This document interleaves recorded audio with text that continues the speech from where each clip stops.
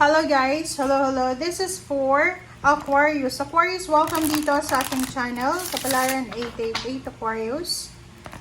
Alamin natin Aquarius kung anong messages, vibration, gabay, energy para sa inyong lahat. Okay, Aquarius.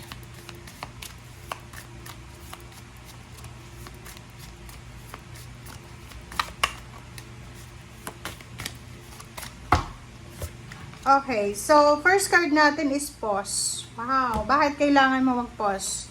Number 4. Sinasabi ng baraha sa'yo dito, Aquarius, na for the stability and security ng buhay mo, mapa-love life man yan, trabaho or negosyo, sinasabi ng baraha na napaka-importante sa linggong ito, yung pagpapahinga, yung pagpupos, yung paghahang, parang gano'n. So, ibig sabihin, kailangan kang wag ituloy. Nakikita ko dito, this is rest diba? Four of Swords. Parang sinasabi na napaka-importante sa inyo, Aquarius, na magpahinga sa linggong ito. Okay? Baka sobra-sobra kayong busy sa nakaraang linggo or pwedeng nakaraang buwan na kailangan nyo sa linggong itong magpahinga. Second card natin is Three of Water. Wow! Congratulations! Congratulations talaga. So, ang linggong ito ay posibleng may celebration na isa-celebrate or there's a news about celebration. There's a wedding coming, wedding anniversaries, graduation, or birth announcement. So, yun. Pwedeng yun yung post dito. It's because pwedeng may manganganak ngayong linggo or pwedeng may buntis sa linggong ito na kailangan na bigyan ng pansin. Kumaga yun yung priority nyo sa linggong ito. Okay? So, tingnan natin. Aquarius.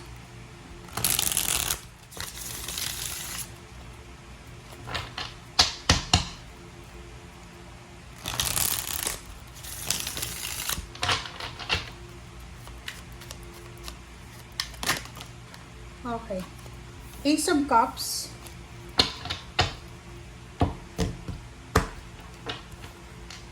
Sobrang happiness to. Aapaw yung cups mo ngayong linggong ito eh. Lalo yung mga Aquarius na sobra yung kagustuhan yung mabuntis or lalaki ka man, gusto mong magkaroon ng additional member ng family. Isa sa mga possible talaga na posible na mangyari sa linggong ito is announcement na pregnant ka or nakabuntis ka or mayroon na kayong baby. There's a wedding plan. Or parang sinasabi na yun, pwedeng nanganak na kung buntis or kung sino man siya na may good news. Nakikita ko sa inyo dito na yung good news na to ay kailangan yung mag-ipon ng pera. Kumbaga, kung ano man ang selebrasyon na isi-celebrate nyo, kailangan nyo dito ng pera, di ba?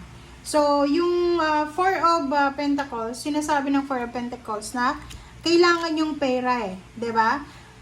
Marirealize mo sa linggong ito, Aquarius, na matagal mo na tong pangarap matagal mo na tong gustong gawin, and marirealize mo na kung itinigil mo siya, or parang give up mo siya 5 years ago, or maybe 4 years ago, or 1 year ago, siguro ngayon hindi ka magse-celebrate. Diba? Parang ganun Ang realization mo sa ngayon na makukuha ay kahit matagal pala, yung hinihintay mo, darating talaga kung para sa'yo. Diba? So, nakikita natin dito, maybe ano din yan, nang tawag dito, yung mga choices and options. Like, halimbawa, nag-a-apply ka ng trabaho sa ibang bansa, tapos sobrang tagal. And then, sa linggong ito, parang ano siya milagro ba? Na dalawang company, dalawang bansa ang ino-offer sa'yo. Parang gano'n. So, talagang sobrang happiness and contentment yung mararamdaman mo. And yung linggong ito, sinasabi ng baraha sa'yo dito na as much as possible, pag may pagkakataon tayong mag-celebrate. Pag may pagkakataon tayong mag-relax tayo. Okay? Alright, so Ace of Pentacles, reverse na Page of Wands. Okay. So, there's a good news coming, guys. Okay. So, posibleng makatanggap ka ng letter Okay, tapos na eh. Parang halimbawa, meron kang hinihintay eh. Yun na nga, yung iba sa inyo na naghihintay, this is a wish fulfillment, judgment. Oh. Ang tagal mong naghintay eh. 'Di ba? Ang ganda ng barahan mo. Basahin natin ah. At yung hinihintay mo ah, ang hinihintay mo is matupad yung mga pangarap mo sa buhay. Yun nga, ito yung mga pangarap mo.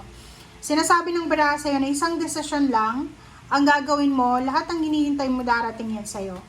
It's either wedding, di ba? There's a wedding, birth announcement, housewarming, house blessing, ano ba, lahat ng klase ng selebrasyon, incoming money, there's a financial help, di ba?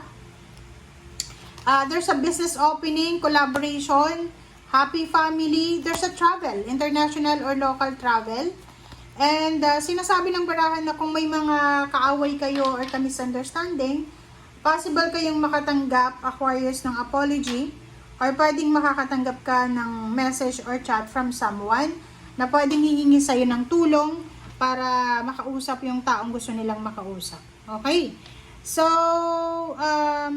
dito sa Ace of Pentacles, sinasabi ng baraha sa'yo na huwag kang masyadong mag-iisip tungkol sa future mo. Kumbaga, halimbawa, merong ino-offer sa'yo ngayon, is either business or trabaho, or meron kang trabaho sa ngayon, diba? May trabaho ka. Huwag kang masyado daw na mag-isip, or huwag kang masyadong mag-overthink about sa future mo. Okay? Sinasabi ng Page of Wands na reverse na huwag tayong masyadong mag-iisip, or huwag tayong masyadong mag-focus sa future. Yung parang ano, yung marami kang gustong gawin ngayon, parang, sinisave mo siya for the future, which is wala tayong alam eh kung ano yung mangyayari sa future eh, 'di ba? So, ang halimbawa dito is sa sobrang pagtitipid mo, hindi ka na kumakain eh, or sa sobrang pagtitipid mo kahit na mga basic needs mo, hindi ka nagpapa-check up, or kahit may masakit ka sa katawan, or kung ano man, sa sobrang pagtitipid, kasi nakafocus ka sa future na, parang iniisip mo na, kailangan sa future is marami akong pera. Okay? So, dito sinasabi ng baraha na there's a good news coming, there's a sudden news, na posibleng magta-transform sa buhay mo. So, maraming balita from family members, like from your parents, siblings, siblings, parents, or from friends, cousins, or kung sino man ito na magaling magdala ng balita sa'yo, ihanda mo yung sarili mo kasi meron kang balita na matatanggap galing sa kanya na pwedeng magbigay sa'yo ng realization, or pwedeng involve ka, or pwedeng involve yung pamilya mo, or kung sino man sila. Okay? Okay guys, so thank you for watching guys. Bye!